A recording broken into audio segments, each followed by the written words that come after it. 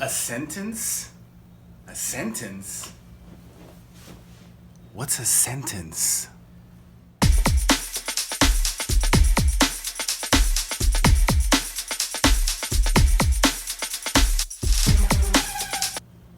Hello everyone, my name is Ehab and this is English with Ehab, where we practice English, we talk about it, and hopefully by the end of the lesson we learn something about it.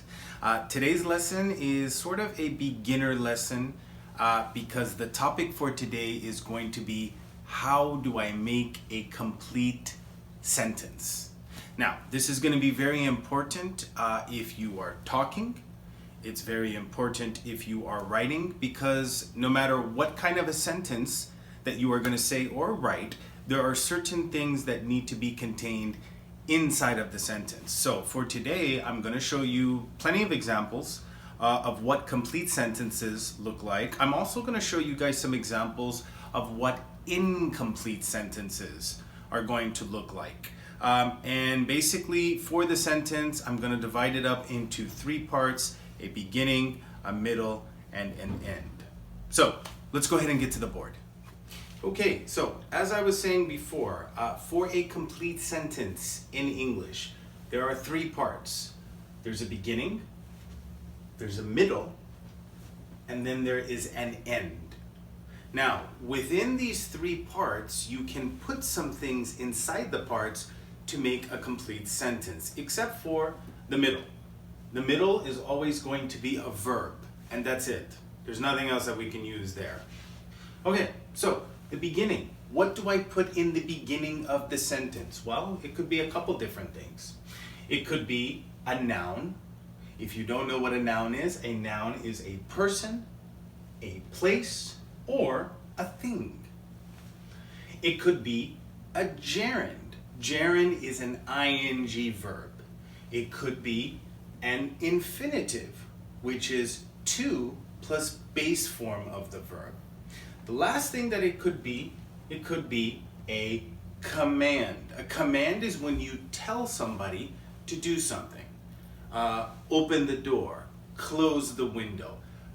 That could be a sentence as well, but again, that one doesn't have a subject, but I will show you an example for that as well. Now, the middle part is always going to be a verb. That's it. You're gonna have to put some kind of verb in the middle. Now, the end. The end, you have more choices. It could be an object.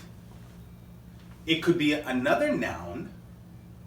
It could be a preposition: in, on, at, with.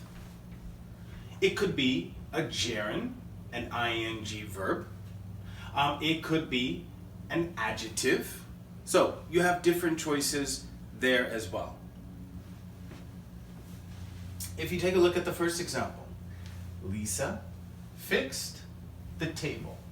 A lot of times in English, this is what a sentence looks like. We have a person. That person is doing something. So we have a verb. And then we have an object. Lisa fixed the table. Tom broke the chair. So, person, verb, object. A lot of times we have a person there, but we use a pronoun. I, he, or she, or they. We have a verb. A lot of times it's the verb be. I am, and then we use another noun, a teacher. Another thing that we can do, okay, is we can use an ing verb, okay? We have an ing verb, could be a gerund. Those are two different things. For example, they are sleeping. So a lot of times at the end, what we use is another ing verb. Another example, let's go shopping. Now, this ing verb is different. This one is a gerund. This one is a gerund. This one is ing verb with present, so it's present continuous. Sometimes it could be at the end a preposition. He is from Italy. They are at home. Now, if you look at this example, the park is a fun place. The park is a fun place. Sometimes we use an adjective at the end. You can use a gerund or an infinitive in the beginning. For example, going camping is fun. To go camping is fun. Those are complete sentences as well. Now, the last thing, it could be a command. A command is when somebody's giving instructions. Open the door. Close the door. So, if you guys are trying to make a sentence, whether it's for writing or for speaking, follow this chart. There's a beginning, there's a middle, and there's an end. And all you need to do is put things in there. Okay, I'm going to show you some examples of what are not good sentences, sentences which are incomplete. So, let's take a look at the next board. Okay, on the board right behind me are examples of sentences which are incomplete. And if they are incomplete, then that means that they are not correct sentences. So I'm going to show the examples, explain why it is an incomplete sentence, and then I'm going to give you suggestions for how you can correct it. So let's take a look at number one, or the first one. And again, all of these are incorrect. Lisa at home. Lisa at home. This is the number one error that I see. The problem here, no verb. Remember that middle part. The middle part is really important, okay? Because you always need a verb. So, Lisa, what am I gonna put? You can say is at home. You can say Lisa works at home, studies at home, cooks at home. It doesn't matter. The main thing is that you need to put some kind of verb right there. The next one, they are asleep right now. Remember, it is perfectly okay for you to have a verb and then use another verb. But if you are going to do that, then it should be present continuous or present progressive. So they are asleep right now? No, it should be they are sleeping right now. Talks to me. Gets up early.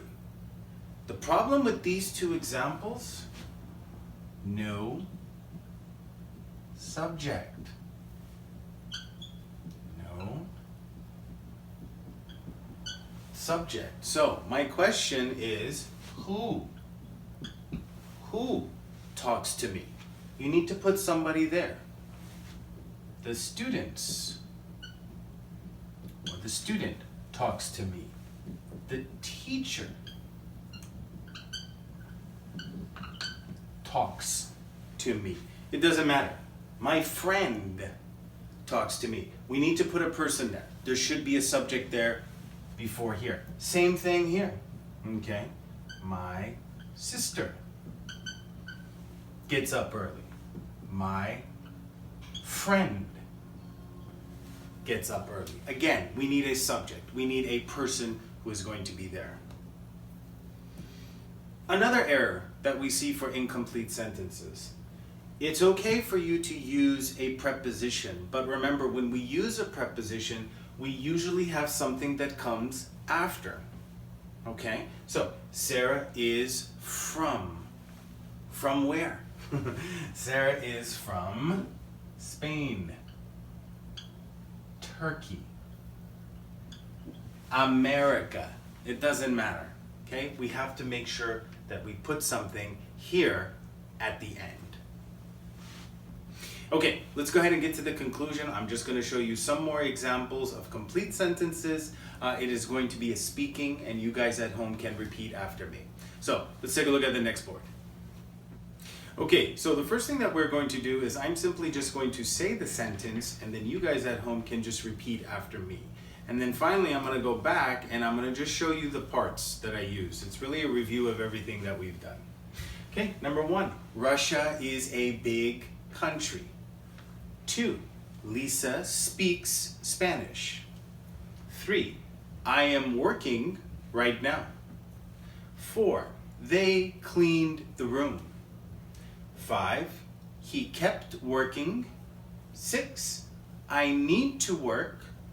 7, the store is big. 8, shopping all day is tiring. Now, these particular sentences or these examples right here are basically what we talked about today. Subject, Russia. Verb, is a big country. Subject, Lisa. Verb, speaks. Object, Spanish. Subject, verb, I am working right now. 4, they cleaned the room. Subject, verb, object. He kept working. Remember, sometimes we use a gerund. I need to work. Sometimes we can use an infinitive. The store is big. A lot of times we use an adjective. Also, we can use a gerund in the beginning as a subject. Shopping all day is tiring. I hope you guys learned something today. Please like and subscribe to the channel. They help out tremendously. And leave a comment down below. Let me know about another lesson that you would like to see. Until then, I'll see you guys in the next video. Bye for now. And remember, keep speaking English. Bye-bye.